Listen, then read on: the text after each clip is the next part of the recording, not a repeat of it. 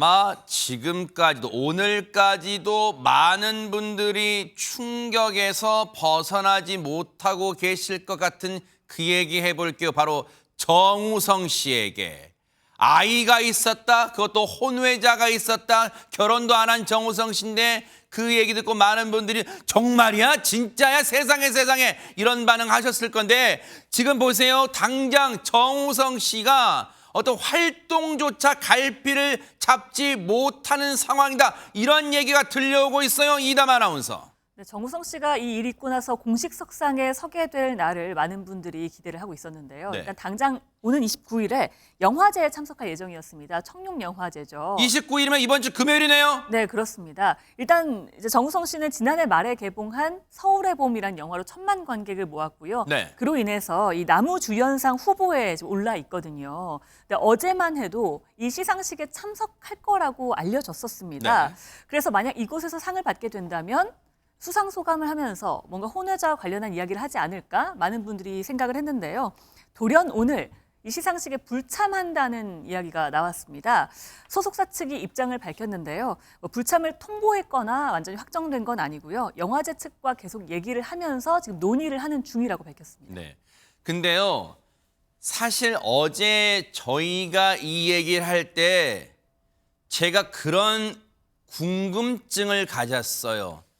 청룡영화제에 참석할 애초에는 예정이지만 제가 아무리 생각해봐도 그 영화제에 참석하는 게 부담스러울 수 있어요. 왜냐하면 보세요. 물론 저도 기자입니다만 우리 안진영 기자님도 기자란 말이에요. 그럼 보세요.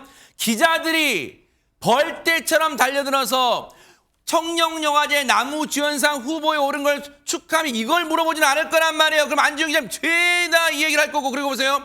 만에 하나 자 무슨 상을 받아요? 나무주연상을 받는다고 쳐요. 무대에 올라서 수상소감 밝혀요. 근데 그 모두가 쳐다보는 그리고 청룡영화제 아마 방송에 중계되는 건 하다보다 유튜브로 중계될 거예요. 그런데 그 자리에서 제 혼외자 관련해서 이걸 남길까요? 왜? 한 번 말을 남기면 그 영원히 영상 남을 텐데 어떻습니까? 일단 정우성 씨 측은 현재까지는 가지 않는 것이 맞지 않을까 쪽으로 가닥을 잡고 있는 것으로 저는 취재를 했습니다. 네. 그 이유는 본인이 거기 가게 되면은 아무래도 모든 스포트라이트를 자신이 받게 되거든요. 네. 근데 여기는 본인의 행사가 아닙니다. 영화상인 거죠. 네. 그럼 나무주연상, 감독상, 작품상을 받는 많은 사람들이 주인공이 돼야 하는데 모든 스포트라이트가 정우성 씨에게 가면은 그들에 대해서 소위 민폐가 될 수 있다는 생각을 하고 있고요. 더 궁극적으로 조금 전에 이담 아나운서도 얘기했지만 수상 소감을 할 때 무슨 말을 할 수도 있다라고 했는데 중요한 건 수상을 장담할 수 있을까요? 아하. 즉 수상을 못하면은 정우성 씨는 본인이 발언할 기회조차 얻지 못한다는 겁니다. 근데 그 행사에 갔을 때 본인이 수상을 못해서 발언권을 얻지 못했는데 갑자기 거기 온 기자들을 한데 모아서 그래도 나 한마디 해야겠습니다라고 하면은 정말 촌극이 벌어지겠죠. 네. 결과적으로 본인이 그 자리에 가서 공식적으로 어떤 입장을 표명이 굉장히 난처한 상황이 될 수밖에 없다는 겁니다. 네. 근데 수상을 못했다 하더라도 만약에 거기 나온 일거수일투족이 모두 공개가 되는데 정우성 씨가 어떤 얘기도 하지 않고 돌아갔다. 그러면 또 묵묵부답이었다라는 보도가 나올 수 있겠죠. 이런 여러 가지 정황을 따져봤을 때 정우성 씨는 지금 이 영화상에 참석하는 게 굉장히 부담스러울 수밖에 없고요. 다만 이미 참석하기로 예정이 돼 있었기 때문에 주최 측과는 서로 상호 소통이 필요합니다. 이 과정을 거치는 단계이기 때문에 정우성 씨가 만약에 참석을 한다면은 그 이전에 공식적인 본인의 목소리를 통한 입장이 한 번쯤은 나올 것으로 예상이 됩니다. 참석 안 할 수도 있지 않아요? 왜냐하면 안진용 기자님 무수히 이런 영화제 취재 많이 하셨을 테지만 제가 기억하는 것만 해도 다른 영화제 보면 대리 수상 같은 것도 충분히 있잖아요. 상 받는 사람 입장에서 굳이 부담스러운 자리에 정우성 씨가 나타나지 않을 가능성은 어떻게 점치십니까? 참 이 부분 역시 판단하기 쉽지 않은데 일반적으로는 부담스러운 자리에 스타들은 잘 가지 않습니다. 왜냐하면 괜한 오해를 사거나 또 다른 구설에 오를 수 있기 때문인 거죠. 근데 지금 정우성 씨의 팬들은 일단 1차적인 입장 표명, 아빠로서 최선을 다하겠다는 거에 대해서는 긍정적이지만 적어도 정우성 씨가 직접 목소리를 내야 된다는 얘기를 팬들도 하고 있습니다. 왜 그럴까 보면은 네. 그동안 정우성 씨는 소신 연예인, 개념 연예인으로 굉장히 유명했습니다. 네. 민감한 정치적 발언도 남의 목소리를 빌리거나 이걸 주저하지 않고 공개적으로 발언을 해왔다는 거죠. 그랬던 정우성 씨가 이번 사안만큼은 앞선 입장도 문가비 씨는 SNS에 본인의 입장을 직접 냈는데 정우성 씨는 소속사를 통해서 단 3줄 낸 게 전부였습니다. 기존의 정우성 씨와는 굉장히 다른 이질감이 느껴지는 모습이라는 거죠. 그러니까 본인 목소리는 없잖아요, 지금. 본인 그렇습니다. 목소리는. 네. 그렇기 때문에 그동안의 정우성 씨와는 다른 행보에 대해서 적잖은 실망감을 표출하는 것으로 보이고 그렇기 때문에 본인이 공식적으로 처음으로 예정됐던 자리에 나올 때 청룡 영화상에서만큼은 자신의 목소리를 내지 않을까라는 예측이 나오고 있는 건데 말씀드렸다시피 본인의 축제도 아닌데 거기에 나가서 모든 스포트라이트가 자기한테 쏠리고 또한 다 수많은 수상자가 나올 텐데 거기서 정우성 씨가 입장을 내면은 그게 모든 언론을 도배를 하게 될 겁니다. 그에 따른 다른 참가자들한테 불편함을 줄 수 있다는 생각 때문에 정우성 씨가 참석하지 않을 가능성이 꽤 높다는 거죠. 충분히 일리가 있어요. 왜요? 이번 청룡영화제는 혼외자가 덮어버렸다. 이런 말이 지금 나올 법도 하잖아요. 사실은 지금. 그런데 보세요. 박성배 변호사님. 사실 시청자분들과 많은 네티즌분들 더 나아가서 팬분들 그리고 일반 국민들 이런 생각하실 거예요. 자, 정우성 씨한테 혼외자가 있었다는 게 물론 충격이긴 하다. 그런데 정우성 씨는 즉각 소속사를 통해서 아빠로서의 책임은 다하겠다. 밝혔다. 근데 뭐 이렇게 파장이 커지냐? 그럼 이 논란의 핵심은 뭐냐? 궁금하실 것 같아요. 핵심 뭡니까? 먼저 문가비 씨가 자신의 SNS를 통해서 아들을 출산했음을 고백했습니다. 그런데 뒤이어서 이 아이의 친부가 정우성이라는 보도가 나왔고 곧바로 정우성 씨 측이 이 아이의 친부가 자신임을 직접 인정합니다. 사실 이때까지만 해도 정우성 씨 측 영화제에 예정대로 참석한다고 할 만큼 큰 문제는 없어 보였습니다. 대중의 시각이 혼인 관계가 아니어도 아이를 출산할 수 있다는 시각이었습니다. 그런데 그 이후로 정우성 씨의 사생활을 둘러싸고 여러 이야기가 쏟아지기 시작하면서 휘청이고 있는 뭔데요? 것인데 먼저 현재 1년 넘게 만나고 있는 비연예인 애인이 있다는 이야기가 나오기 시작합니다. 여기에 대해서 소속사 측 사생활이라 확인해 줄 수 없다는 입장인데 이어서 어떤 일반인 여성과 다정하게 스킨십을 하면서 찍은 사진이 공개됐습니다. 네. 이 사진이 어떻게 공개됐나? 누군가가 지난 9월에 강남에서 길을 걷다가 우연히 주웠다고 하는데 얼굴이 낯이 익어서 자세히 봤더니 정우성 씨였다는 겁니다. 이에 대해서 소속사 별다른 입장을 내놓고 있지 않는데 이런 이야기들이 나오기 시작하면서 아니 문가비 씨 이 사진인가 봐요. 그렇습니다. 문가비 씨 외에 만나는 여성이 따로 있다는 말이냐? 심지어 문가비 씨가 임신 중일 때도 만나는 여성이 따로 있었다는 말이냐? 이런 의문이 제기되면서 대중의 시선이 바뀌게 된 것입니다. 요 사진 잠깐 볼게요. 이제 이 사진을 SNS에 올린 분 얘기는 길을 가다가 강남에서 지금 자막 보이시죠, 여러분? 지난 9월에 강남에서 우연히 주웠는데 지금 여러분 보이시죠? 누가 봐도 이건 정우성이잖아요. 비스무리가 아니잖아요. 정우성 씨예요. 너무 깜짝 놀라서 SNS에 공개하게 됐다. 그런데 보세요. 이른바 우리가 이제 그게 뭐 올바른 표현, 영어 표현인지는 모르겠지만 이른바 스킨십이라고 하잖아요. 저렇게 해당 여성을 안진용 기자님 저렇게 뒤쪽에서 껴안고 위에 카메라를 보고 찍은 각도상 그래요. 지금 저렇게 꽉 껴안고 찍은 사진 정도면 글쎄요. 친분 관계가 일반 팬이나 그런 친한 이른바 남사친 여사친 그런 정도는 아닐 수 있겠다라는 것은 추정해 볼 수 있겠는데 문제는 앞서 혼외자 논란에 대해서는 소속사 측이 정우성 씨 아들이 맞다 아빠로서 책임 다하겠다라고 되게 명확히 밝혔는데 지금 비연예인과의 열애설 또는 이 강남에서 누군가 주워서 공개했다는 이 사진에 대해서는 이런 반구가 없어요. 이건 어떻게 설명할 수 있는 걸까요? 사실 이렇게 일관성이 없는 부분을 대중들은 가장 싫어합니다. 왜냐하면 정우성 씨 입장에서는 친자는 맞다. 그래서 아빠로서 최선을 다하겠다고 얘기했을 때는 책임지는 자세라는 긍정적인 메시지와 함께 관련 보도도 많이 나왔습니다. 근데 그다음 여러 의혹들이 제기가 되고 있죠. 특히 이 비연예인 여성과의 열애설 같은 경우는 만약에 이 사태가 없었다면 오히려 반길 일입니다. 50대에 있는 정우성 씨가 이번에는 드디어 장가를 가는 것인가 많은 사람들이 관심을 보였겠죠. 근데 지금 공개된 시점이 굉장히 애매하다는 겁니다. 그리고 또 하나 중요한 거. 개인 사생활이기 때문에 사실 확인 불가하다. 이거 충분히 납득할 수 있는 이유인데 앞서 말씀하신 것처럼 앞서 친자 확인에 대해서는 시원스럽게 인정을 하면서 대인배 같은 풍물을 풍겼는데 이번만큼은 아니라는 겁니다. 그리고 이 상황 같은 경우는 일반인 여자친구가 있는 상황에서 문가비 씨와의 만남이 있었던 것이냐라는 굉장히 부정적인 추측이 나오고 있죠. 통상적인 기자들이 행간을 읽을 때 아니다 맞다를 놓고 판단을 할 때 본인에게 100% 부정적인 얘기고 아니면은 절대적으로 아니다라고 얘기를 네네. 합니다. 근데 그거에 대해서 확인이 불가하다는 얘기는 이거는 사실상 암묵적인 동의라는 게 아니냐라고 해석될 수 있다는 거죠. 물론 그렇기 때문에 맞다라고 단정지을 수는 없지만 적어도 이런 의혹들에 대해서 소속사가 시원하게 해명하지 못하는 것이 굉장히 큰 아쉬운 점이라고 할 수 있고 네. 또 하나 궁금해지는 건 네. 왜 시원하게 대답을 못할까를 놓고 봤을 때 저는 이번 사태의 핵심의 목소리는 정우성 씨가 아니라 문가비 씨가 쥐고 있다고 생각을 합니다. 하하, 왜요? 왜냐하면 정우성 씨는 어떤 입장을 내더라도 지금 이 상황에서 문가비 씨가 사실이 아니다라고 하는 순간부터 또 진실 공방으로 번질 수밖에 없다는 거죠. 적어도 이런 상황이 있을 때 문가비 씨도 궁금해질 겁니다. 당연히 아이를 갖는 그 순간에는 이런 상황을 몰랐기 때문에 두 사람의 그런 관계가 형성이 됐겠죠. 근데 이 사진이 뭐냐고 정우성 씨한테 물어볼 수 있다는 거죠. 대중을 아무리 설득시켜도 지금 이 상황에서 아이의 엄마 문가비 씨를 설득시키지 못한다면은 정우성 씨가 내놓는 모든 판단이나 주장들은 전부 다 일방의 주장에 그칠 수밖에 없다는 겁니다. 그래서 목소리가 왜 이리 늦어지를 놓고 볼 때는 이런 사진이 나오는 상황 그리고 논의 중이라는 상황 정리를 위해서 정우성 씨가 문가비 씨와의 어떠한 합의에 조금 더 초점을 맞추고선 움직이고 있는 게 아닌가 생각이 됩니다.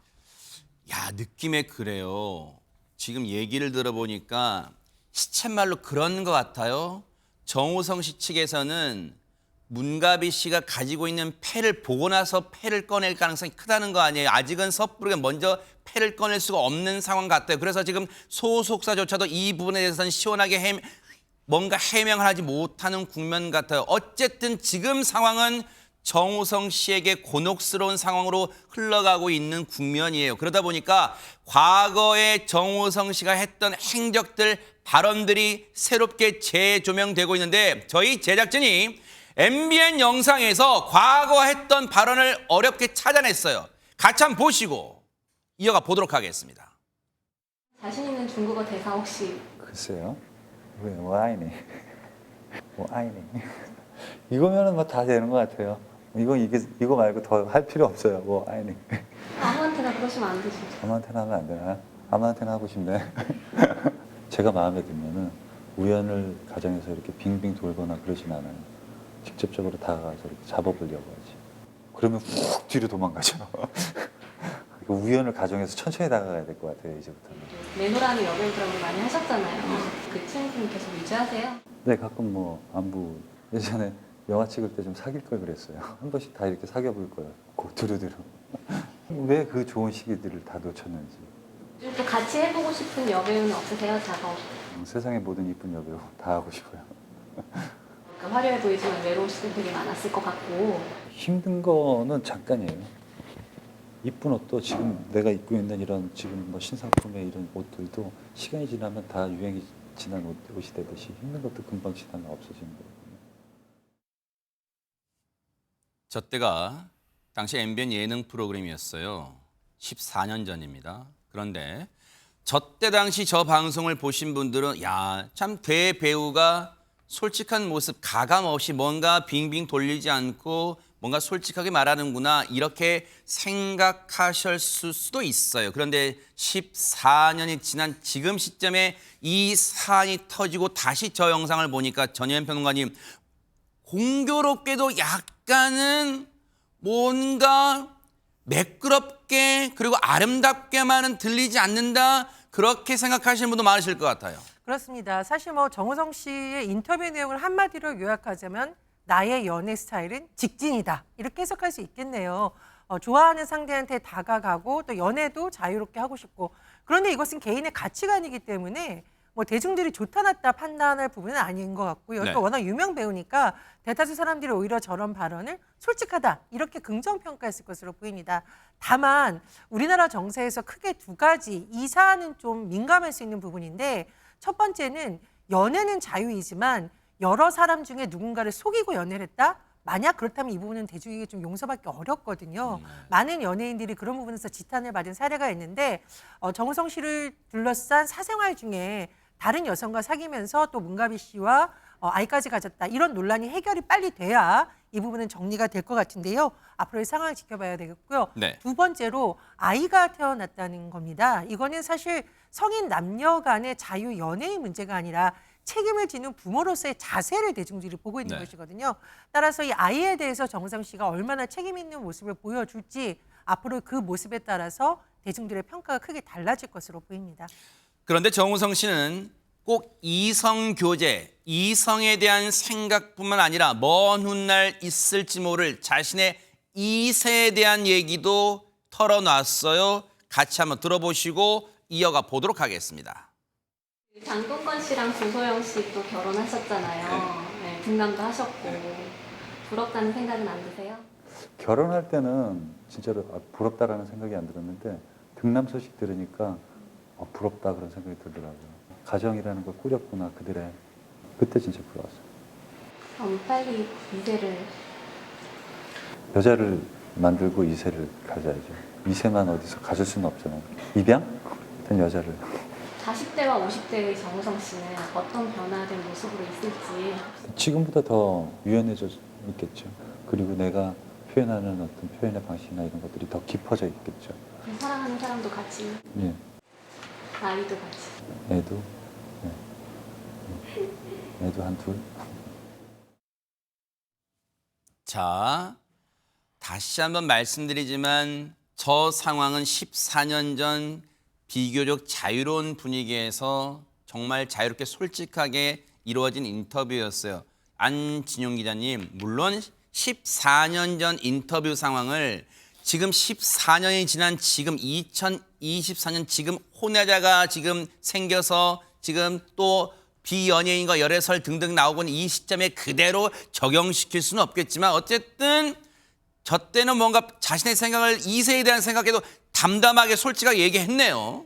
네, 정우성 씨의 가장 큰 매력을 하면 솔직함입니다. 데뷔한 지 30년이 넘었는데 30년 전 데뷔해서 일약 스타덤에 오를 때도 비연예인 여성이 있다, 교제 중이라는 게 솔직하게 털어놨었습니다. 네. 오히려 그런 부분들이 이런 수많은 청춘들의 지지를 받았죠. 정우성은 다르다는 거. 근데 모든 솔직함에는 항상 책임이 따릅니다. 내가 이만큼 솔직한데 그만큼 나는 정직하다는 거야라는 것을 어느 정도 전제를 하기 위해서는 그에 따른 행동을 해야 된다는 거죠. 네. 그걸 그동안 정우성 씨는 해왔습니다. 소신껏 발언을 했고 그 발언에 대해서도 걸맞은 행동을 해왔다는 거죠. 근데 이번에는 아무래도 좋지 않은 이미지들이 많이 만들어지고 있는데 앞서서 14년 전이지만 본인이 저렇게 소신껏 했던 발언과 과연 지금의 모습이 부합이 되냐를 놓고 봤을 때는 그렇다고 쉽게 볼 수만은 없을 것으로 보입니다. 예를 들어서 여성을 사귄 후에 이세를 가져야지 이세만 가질 수 없지 않나. 방금 그런 발언을 했었는데 정반대 상황이 된 거죠. 물론 인생은 알 수 없기 때문에 정반대 상황이 벌어질 수는 있습니다. 그러면은 왜 벌어졌는지, 어떠한 상황인지, 그러면 벌어진 상황에 대해서는 내가 어떻게 책임을 지고 있는지에 대해서는 과거와 같은 일관된 행동을 보여줘야 되는데 현재까지는 그렇지 못한 것으로 보인다는 겁니다. 자, 일각에서는 네. 몇몇 보도에서 문가비 씨와 정우성 씨 사이에 이미 어느 정도 상황이 정리가 됐고 태명도 함께 해줬고 산후조리원도 돌아봤고 굉장히 좋은 분위기였다라고 얘기를 하고 있는데 현재까지 온도차는 상당히 큽니다. 왜냐하면은 문가비 씨가 맨 처음 글을 올릴 때 이것도 정우성 씨와 합의가 안 된 것으로 저는 취재 결과 확인을 했습니다. 그렇기 때문에 정우성 씨는 사실상 이 일에 대해서 본인이 먼저 솔직하게 고백을 할 수 있는 이 솔직함이란 키워드를 잃어버리게 된 거죠. 결국은 보도가 나오고서는 이걸 이제 수습하는 모양새가 됐다는 건데 네. 수습하는 과정에 있어서도 본인이 직접적으로 어떠한 솔직한 말은 계속하지 못하고 네. 여러 의혹에서도 침묵을 지키는 게 지금 정우성 씨에 대해서 부메랑이 되고 있는 겁니다. 14년 전, 조금 전에 보여드린 14년 전 영상에서 뭐 아이에 대한 생각은 솔직히 밝혔습니다. 근데 그 과정에서 조금 표현이 듣기에는 조금 거칠어요. 왜냐하면 여자를 만들고 이런 표현이 좀 거칠잖아요. 사실은 조금 더 부드럽게 말할 수도 있었을 텐데 여자를 만든다는 개념은 솔직히 좀 받아들이긴 힘들잖아요. 여성분 입장에서는 좀 뭐 그렇고. 여자를 만들고 이세를 만들어야죠. 어쨌든 그렇게 솔직하게 말했어요.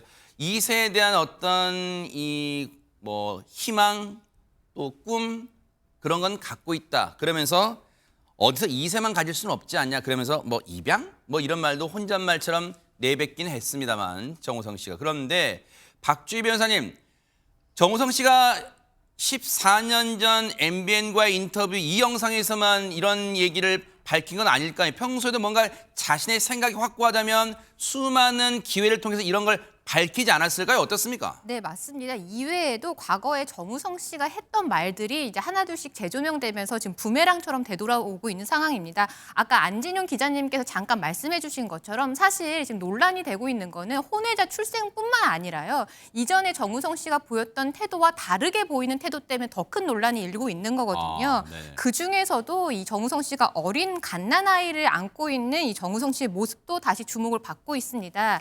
이 정우성 씨는 이건 뭐예요? 뭐 어떤 사진이에요? 네, 이 정우성 씨는 예전에 이 미혼모와 입양에 대한 인식 개선을 위한 캠페인에 참여를 한 적이 있습니다. 당시 이 캠페인에 참여를 하면서 이 정우성 씨가 어떤 소감을 밝혔냐면요. 이 내가 과연 같이 해도 되는 캠페인인가? 그러니까 캠페인 자체를 굉장히 무겁게 받아들였다라는 거죠. 네. 그러면서 이 미혼모와 입양을 얘기하는 거는 한 생명을 이야기하는 거 아니겠느냐. 네. 한 삶, 한 인생에 대한 사회 문제 등 내포하고 있는 문제가 굉장히 많아서 쉽지 않은 문제다라고 하면서 굉장한 진중한 이 모습을 보였던 적이 있습니다. 저게 이제 미혼모와 입양 문제에 대한 인식을 개선하는 취지의 캠페인 관련해서 찍었던 사진인데, 근데 가만히 곰곰이 기억을 되살려 보면 이담 아나운서, 정우성 씨가 무슨 캠페인 유독 이런 걸 많이 했던 연예인으로 좀 기억이 돼요. 네, 맞습니다. 특히 그 중에 하나가 많은 분들 아마 아실 겁니다. 난민 문제도 굉장히 예. 진심이잖아요. 예. 그래서 정우성 씨는 2015년부터 거의 10년 동안 유엔 난민 기구의 친선 대사로 활동을 해왔고요. 그렇게 오래나 했겠어요? 네, 거의 10년이 됐습니다. 네. 난민에 대해서 목소리를 계속 높여왔습니다. 또 실제로 거의 매년 세계 곳곳에 있는 난민촌이나 분쟁 지역을 방문하기도 했고요. 그래요? 그런 이야기를 또 책에 엮어서 내가 본 것을 당신도 볼 수 있다면이라는 책으로 또 내기도 했습니다. 네. 방송에서도 이와 관련해서 이야기를 좀 많이 했거든요. 네. 관련해서 영상 먼저 보시겠습니다. 네네. 활동을 함께 할 수 있다면 세상에 좀 더 큰 시선을 넓힐 수 있는 아주 좋은 기회인데 이거를 지금 할 수 있을까? 지금 내가 준비가 됐을까라는 생각을 했었습니다. 캠프를 방문하면서 난민은 정말 세계의 여러 가지 문제를 집약하고 있는 어떤 그런 세상의 문제이구나라는 생각이 들면서 제가 앞으로 활동을 해 나가는데 어떤 생각과 어떤 목적 의식을 가져야 될지 정확하게 느끼고 이해할 수 있는 그런 아주 값진 시간이었습니다. 이런 활동을 할 수 있게 돼서 정말로 기쁘고 또 영광스럽게 생각합니다. 지금 저렇게 뭔가 의미 있는 일을 유엔 난민기구 친선 대사로 활동을 해왔어요. 그러면 혹시 지금까지도 전현평론가님, 정우성 씨는 활동을 열심히 하고 있는 걸까요? 어떻습니까? 아닙니다. 정우성 씨가 지난 7월에 유엔 난민기구 친선 대사에서 사임을 한 것으로 다시 한번 확인이 되고 그래요? 있습니다. 네. 네, 그 이유를 이렇게 밝혔죠. 아마도 이거 해석을 해보자면 본인도 좋은 의지를 갖고 있고 좋은 활동이긴 하마 너무 이미지가 고착화되는 것을 좀 우려한 것으로 해석이 되는데 정우성 씨 발언을 다시 한번 짚어보면 난민기구의 이미지가 너무 굳어지게 아닌가 고민을 했었고 새로운 얼굴이 분명 나올 것이다라고 밝혔습니다. 이게 사실 저는 언뜻 문장만 놓고 보면 제가 생각이 짧아서 또는 국어 해석 능력이 부족해서 그런지 몰라도 난민기구의 이미지가 너무 굳어지는 게 아닌가 고민한다? 이게 무슨 말인지 잘 이해가 안 돼요. 뭐 어떤 걸 우려한 거예요? 아마 이 난민 문제가 사실은 인권 문제이지만 정치권을 중심으로 정치적 정쟁으로 번진 바가 있고요. 또 정우성 씨에게 이른바 악플이 던져진 바가 있습니다. 그러니까 이 활동 자체를 좋게 보기보다는 비판하는 여론도 많아지다 보니 본인은 도와주려고 한 건데 너무 정적인 것으로 번지는 것이 아닌가라는 것을 우려한 것으로 저는 해석을 했습니다. 그런데 대중들이 이번 사건과 이 일을 겹쳐서 또 다르게 해석을 하고 있는데 이런 일이 터질 것을 염두에 두고 유엔 난민기구 친선 대사를 사임한 거 아니냐 이런 해석이 또 나오고 있는 거고요.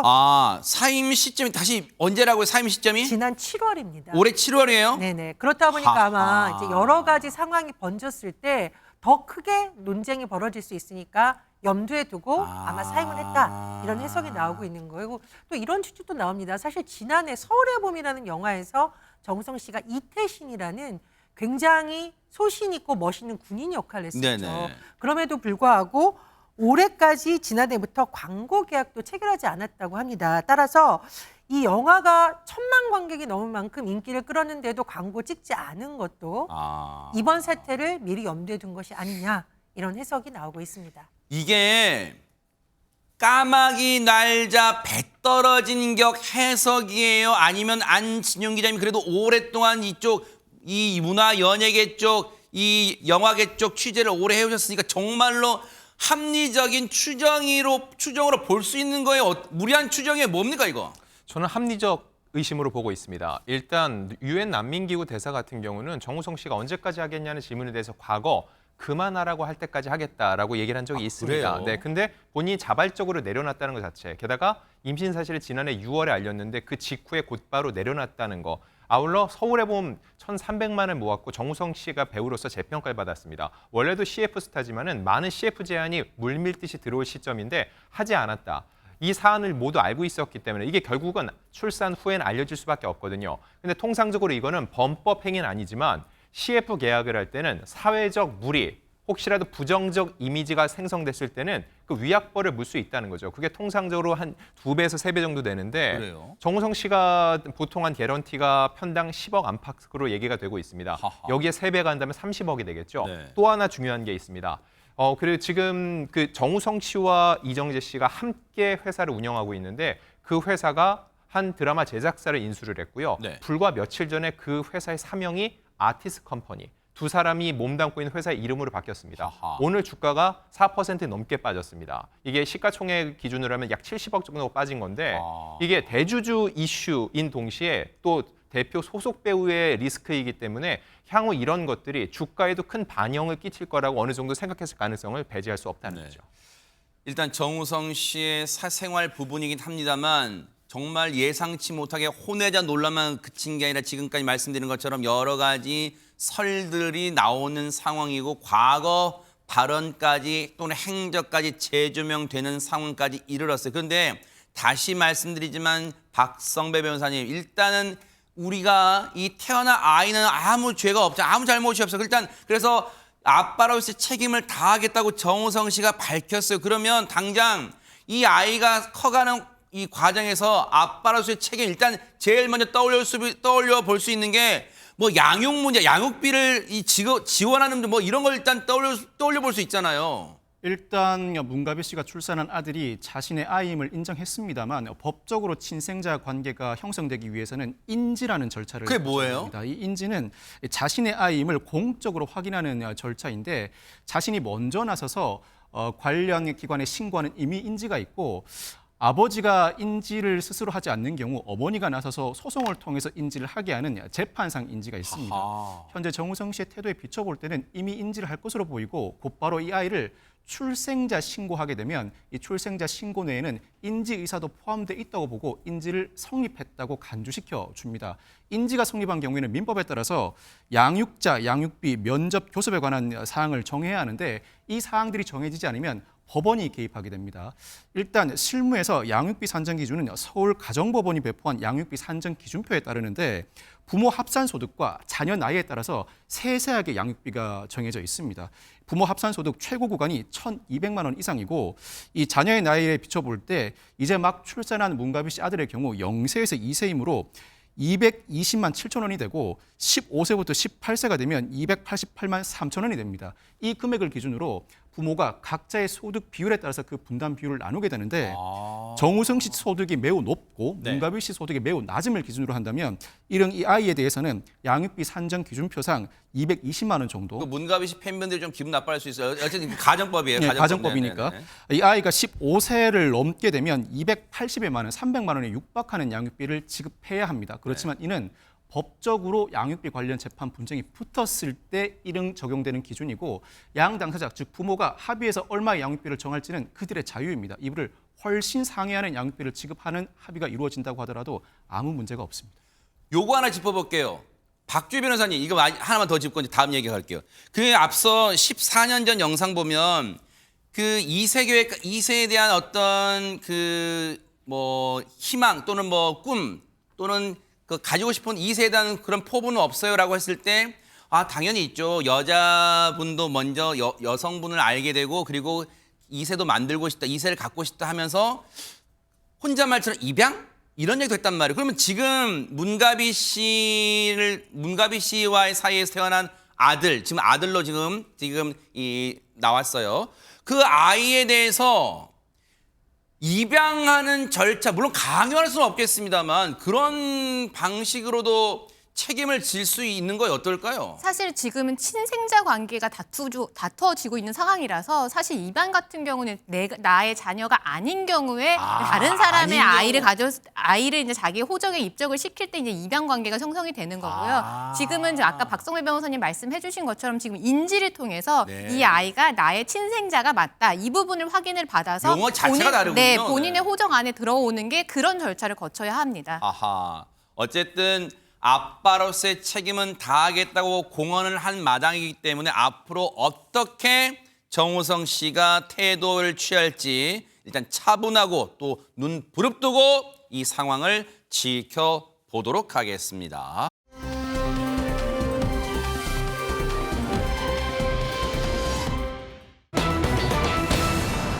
도로에 이게 날아들었다면 여러분 믿으시겠습니까? 이담 아나운서. 이게 어제 오전 8시 그러니까 출근길에 발생한 사고였는데요. 부산 기장군의 한 도로를 트럭이 덮쳤습니다. 아이고.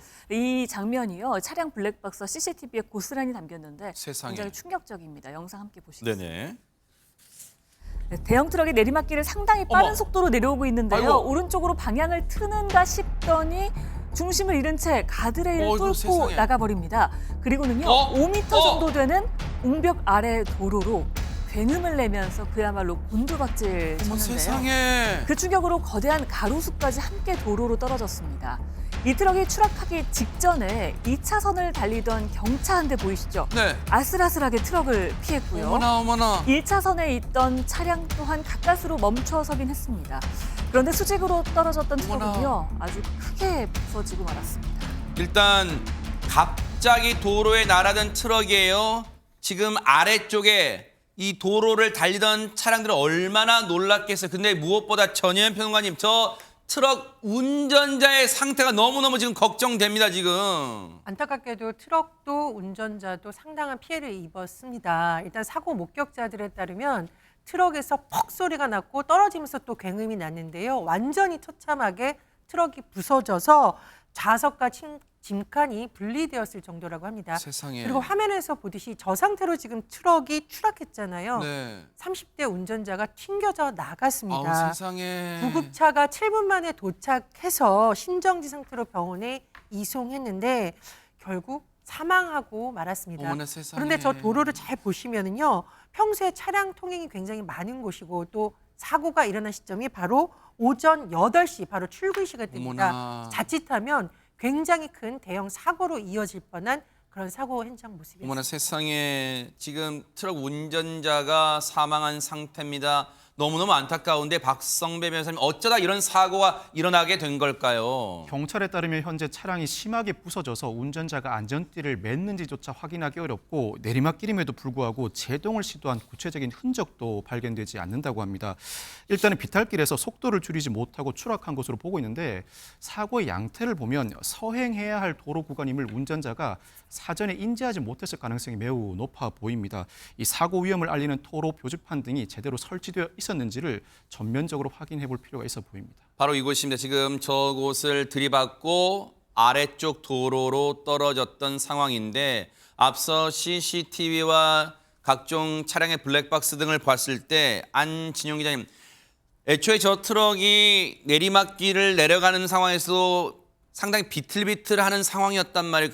굉장히 위험해 보이는 상황에 속도가 제어가 안 됐나 봐요, 세상에. 근데 항상 그렇지만 사고 후 조치보다 중요한 건 사고 예방일 텐데 저 길에 대해서 말씀을 해드리면은 공장지대에 위치해서 일단 저런 대형 트럭들의 굉장히 통행이 잦은 곳이었다는 그래요? 거죠. 또 하나 내리막에다 커브길이었기 때문에 늘 사고 위험이 도사리고 있던 곳이었습니다. 세상에. 또 하나 중요한 거, 지금 영상으로 확인되는지 모르겠는데 노면 표시가 없습니다. 그래서 심지어 역주행하는 차량도 있었다는 겁니다. 역주행을 하다가 내리막에서 내려오는 커브길 차량과 마주치면 굉장히 큰 사고의 위험이 세상에. 있었겠죠. 더욱더 확실한 거, 이 이런 도로를 바로 뭐 어떻게 바꿀 수는 없겠죠. 그러면은 이것을 미리 알 수 있도록 해놔야 되는데 과속 방지턱과 교통 표지판 등 안전 조치가 부족했다는 지적도 나오고 있습니다.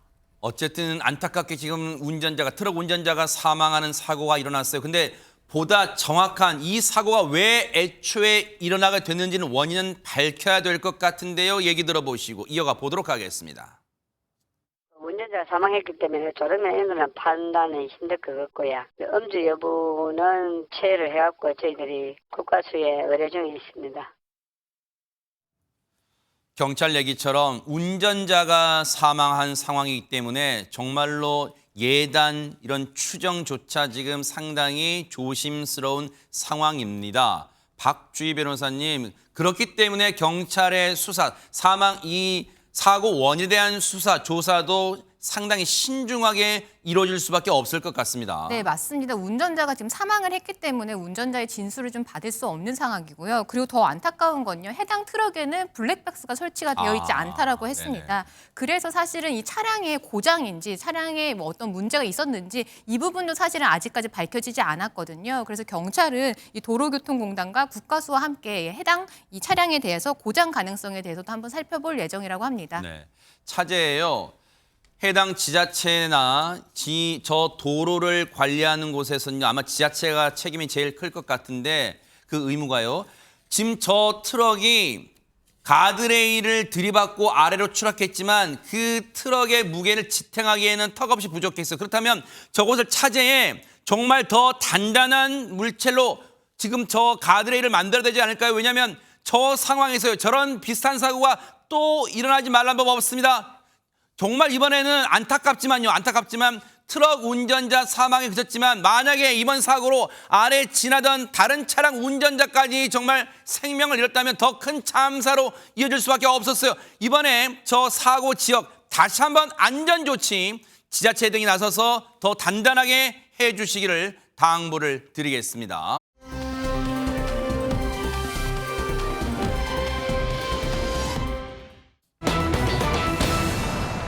아니 보세요. 병간호한 며느리를 세상에 어떻게 하려 했다고요. 이담 아나운서 세상에. 이건 일단 전북 전주에 사는 한 가족의 이야기입니다. 상황을 좀 설명을 천천히 네네. 드릴게요. 일단 이 집에 큰 며느리가 시댁에 머물고 있었대요. 근데 그 머물었던 이유는 아픈 시어머니를 직접 병간호를 하기 위해서 세상에. 시댁에 머물고 있었다고 합니다. 가족들은 굉장히 고마운 사람이었겠죠. 그렇죠. 그러던 어느 날 90대인 시아버지가 이 며느리에게 불만을 표시를 했다고 합니다. 그런데 사실 며칠 전부터 이 며느리와 시아버지가 별로 뭐 대단히 중요하지 않은 문제로 좀 다퉈왔다고 합니다. 아니 지금 시어머니를 병간호하러 시댁에 머물고 있는 며느리한테 90대 시아버지는 안지윤 기자님 어떤 부분이 불만이 있었던 걸까요, 세상에? 병간호 때문에 시댁에 와 있으니까 혹시 시어머니, 즉 아내의 병간호를 두고선 불만이 있었던 게 아닌가 생각할 수 있는데 네. 전혀 그렇지 않습니다. 온 가족이 도란도란 앉아서 식사를 하는 자리에서 말다툼이 시작됐는데 어머나? 그 이야기인즉 네. 이 시아버지가 됐든 큰 며느리에게 밥 투정을 했다는 겁니다. 왜 너희만 좋은 쌀로 밥을 해먹고 나는 나쁜 쌀로 밥을 지었느냐라고 불만을 표출한 겁니다.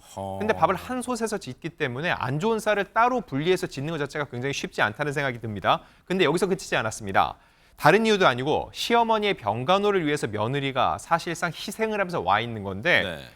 이 시아버지 집에서 나가라면서 으름장을 놓았다는 거죠. 아니 시댁에 머물면서 지금 시어머님을 극진하게 병간호하는 것도 고마울 판인데 웬 밥투정, 90대 시아버지는 웬 밥투정을 했을까요, 지금 전현 평론가님? 그렇습니다. 지금 상황을 보면 며느리가 시어머니 간호도 하고 아마 이 식사도 직접 차린 것으로 추정이 네. 되는데 정말 이 며느리 입장에서는 섭섭하고 화가 날 수밖에 없는 상황입니다. 고맙다고 해도 모자랄 판인데 그렇죠. 욕설하고 밥투정하고 결국에 나가라라고 하니까 이 며느리도 더 이상 참을 수가 없었던 모양입니다. 이 시아버지에게 아버님이 나가시라 이렇게 소리를 치게 됩니다. 아니 사실 물론 저 큰 며느리분의 대응이 뭐 딱히 잘했다 이렇게 할 수는 없지만 오죽하면 안지윤 기자님 자기가 정말 와서 지극정성으로 시어머니 병수발을 하고 있는데 그리고 식사도 차려드리고 있는데 이런 대접까지 받으니까 너무 화가 나서 억울한 마음에 저런 말이 잠깐 실언일 수도 있겠지만 나왔을 수는 있잖아요. 네, 맞습니다. 근데 그 시아버지 이 분을 이기지 못하고 갑자기 독극물을 구입하게 됩니다. 어머나? 이 독극물을 혹시라도 며느리에게 먹이려는 게 아닌가 생각할 수 있는데 그게 아니라 자신이 이 독극물을 먹겠다는 생각으로 구입을 했다는 거죠. 뭐라고요? 그런데 먹기 전에 생각을 해보니까 굉장히 억울한 생각이 들었다는 겁니다. 왜냐? 네. 이대로 죽으면 내가 왜 죽었는지 사람들이 몰라줄 것 같아서 억울함을 표출을 했고 이것도 무슨 말이에요? 그 결과 며느리를 먼저 살해해야 되겠다는 마음을 먹었다는 거죠. 뭐라고요? 그래서 자신이 구입한 이 독극물 대신 방 안에 있던 다른 무언가를 집어들고는 며느리에게 향했습니다. 아니 지금 얘기를 들어보니까 당장이라도 뭔가 지금 큰 일이 벌어질 것 같은데 물론 독극물을 산 것도 너무 지금 손이 벌벌 떨리지만 독극물을 들고 며느리한테 향한 게 아니라면 박주희 변호사님 대체 뭘 들고 며느리한테 향한 거예요? 네, 무려 3kg짜리 이 운동기구를 들고 이 텔레비전을 보고 있는 큰 며느리에게 다가간 겁니다. 어머나, 어머나. 그리고 큰 며느리의 머리를 세차게 내려쳤습니다. 어머나, 어머나. 그리고 한 차례도 아니고요, 여러 차례 내리쳤습니다. 어머나. 이 며느리는 이제 머리에 강한 충격을 받고 이 의식을 잠깐 잃었는데요. 다행히도 잠시 후에 깨어났다라고 합니다. 어머나. 그럼에도 불구하고 이 시아버지는 죽어라 외치면서 이 며느리의 목을 조르는데 질식시키려 했습니다. 어머나 세상에. 아니 너무너무 지금 손이 벌벌 떨려 지금 듣는 저희가 지금 떨리는 지경인데 이담하면서 설마 그 다음에 어떻게 됐어요 그러면? 이걸 다행이라고 이야기하는 게 맞는지 모르겠습니다만 다행히 목숨은 건졌습니다. 세상에. 그런데 머리뼈에 금이 갈 정도로 다쳤기 때문에 어머나. 바로 응급실로 옮겨졌다고 합니다. 어머나 어떡해요. 네. 다행히 생명에는 지장이 없기는 한데요. 사실 집안에서 시아버지한테 누가 그렇게 폭행을 당할 거라고 생각을 했겠습니까? 그러니까요. 그래서 계속해서 정신적인 고통을 또 두려움을 호소하고 있는 것으로 알려졌습니다. 왜 안 그러겠어요? 그런데 이게 지금 두려움에 그칠 게 아니잖아요. 진짜 저 시아버지라는 사람이 이제 사람입니까? 인두감을 썼잖아요. 진짜 박성배 변호사님 저 처벌 받아야 되는 거 아니에요? 처벌 못 하는 거예요? 그럼 결국 시아버지가 살인 미수 혐의로 기소가 되는데 재판 진행 과정에서 폭행 사실을 인정하면서도 살해할 의도는 없었다고 주장했습니다. 이건 무슨 소리예요? 그렇지만 재판부는 범행에 사용한 도구와 피해자의 부상 정도 등을 종합적으로 고려할 때 살인의 미필적 고의가 있었다고 판시했습니다. 이 운동기구에 맞은 며느리가 깨어나서 도망가려는 그 상황에서조차 범행을 계속한 점 등에 비춰볼 때 살해할 의사 없이 우발적으로 상해를 가했다고 보기는 어려웠다고 판단한 것인데 사실 이 사건은 피고인이 90대인 만큼 실형을 선고할지 실형을 선고한다면 어느 정도의 형을 선고해야 할지 재판부 입장에서는 상당히 고민스러운 사건입니다.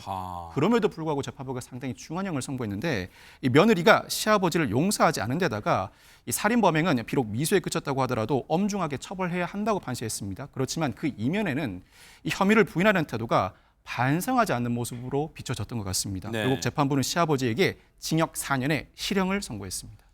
한때의 잘못된 판단과 그리고 못된 행동이 정말 돌이킬 수 없는 법의 처벌을 받게 됐어요. 정말로 자업자득 아닌가 그런 생각해 봅니다.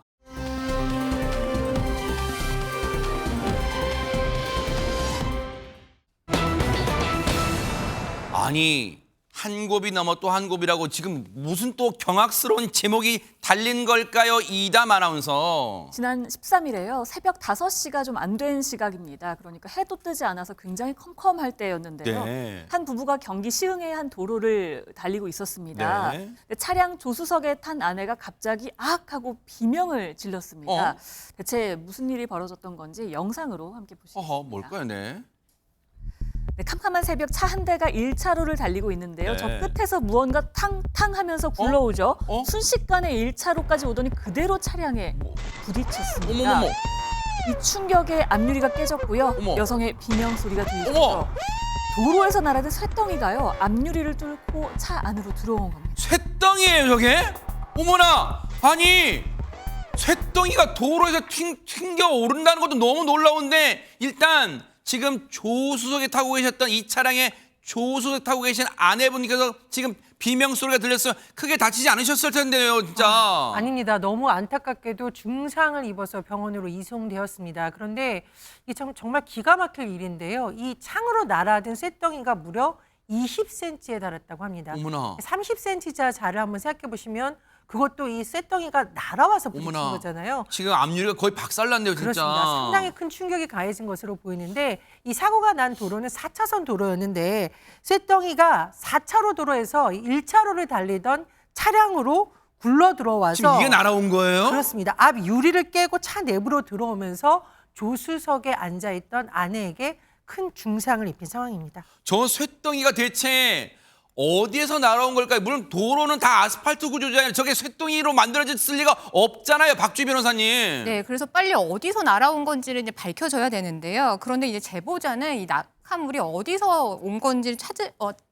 찾아보려고 했는데 이게 새벽 시간대 이루어지던 거 보니까 이 도로공사 CCTV에서도 보이지가 않는다고 합니다. 세상에. 그래서 이 제보자는 글을 올려서 만약에 목격자가 있다라고 한다고 하면 좀 도와달라라는 글을 올렸습니다. 근데 이 글을 본 누리꾼들은 이 아마 적재불량 차량에서 떨어진 낙하물이 아니겠느냐라고 하면서 이 적재불량 차량에 대한 단속이 좀 엄벌에 처해져야 되겠다 이런 의견들을 남겼습니다. 이거는 뭐 도로공사 측이나 이런 쪽에서 정말 적극적으로 그 시간대 주변 CCTV를 계속해서 좀 이 순차적으로 아니면 역으로라도 좀 봐야 될 것 같아요. 왜냐하면 박성 변호사님 이게 만약에 화물차에 적재물에서 떨어진 거라면 이른바 고박장치 같은 걸 이 미흡하게 설치한 그런 책임도 물어야 되는 거 아니에요? 어떻습니까? 이 화물차가 화물 추락 방지 의무를 다하지 않아서 사람을 상해에 이르거나 사망에 이르게 한 경우에는 이 운전자뿐만 아니라 운송 사업자 모두 5년 이하의 징역 등 형사처벌을 받게 됩니다.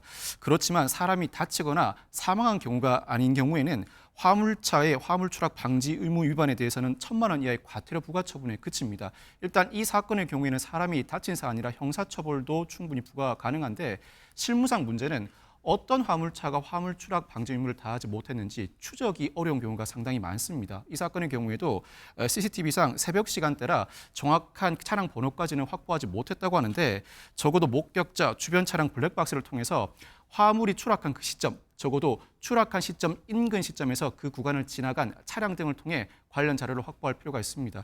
현재 지난해부터 한국도로공사가 AI가 탑재된 카메라를 통해서 적재불량 화물차를 단속하고 있는데 관련 기술을 이 사건에도 적용할 필요가 있고 이 사건이 언론에 보도된 만큼 목격자나 주변 차량은 금세 나타날 것으로 기대해 볼 수 있을 것 같습니다. 그러니까 이때 저 날짜에 해당 시간에 혹시 저곳을 지나신 운전자분 계시다면 자신의 일처럼 여기시고 혹시 블랙박스를 제공하신다거나 아니면 내가 그때 봤어, 비슷한 상황 봤어라고 하신 분은 꼭 저희 뉴스파이터에도 제보를 해주시면 정말 혹시 저 책임 있는 사람을 적발해내지 않을까, 잡아낼 수 있지 않을까 그런 생각 해봅니다. 여러분의 도움이 너무너무 절실한 상황입니다.